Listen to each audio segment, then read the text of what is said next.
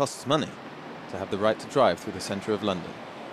Car owners must pay the congestion charge, the famous traffic jam-busting tax, levied thanks to a vast network of cameras. But there is a way to escape this tax, by driving clean, by using electric cars, for example. In London, you can see them popping up all over the place.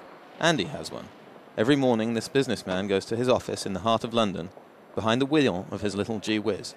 I used to drive my Mercedes up to London. I had to pay congestion charge. I had to pay £35 of parking every day. This car, I have no problems with speed cameras, parking wardens, congestion charge. I have a big car which I use at weekends, which is fine, and that I'm very comfortable with that. But it does mean that I don't use a big car during the week, which is the majority of the driving. The clean vehicles are rewarded, and the polluting ones, those which release the most carbon dioxide into the atmosphere, are punished.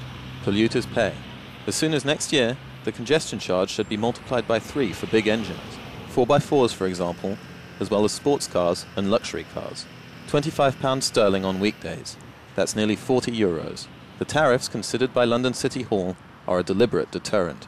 There will still be people who don't like the idea of paying £25. Our message to them would be there are different choices for them. They can switch to public transport, they can switch to a lower emitting car. This is about sending a signal and trying to encourage people to think more about the impact of their individual choices on the environment. Has the message gotten through? There are some owners of big cars who are already resigned to the idea of paying more to drive through London. I will still pay it just because it seems the way to do it, and if I'm driving a Rolls Royce, then surely I can afford it. There are others, though, such as this mother come to pick up her son at the French lycée in London, for whom the price tag is not nearly as affordable. If we continue to drive SUVs, we'll be penalised heavily. I'm going to change cars. There's no way I'm going to pay £25 a day. Already £8 is enormous.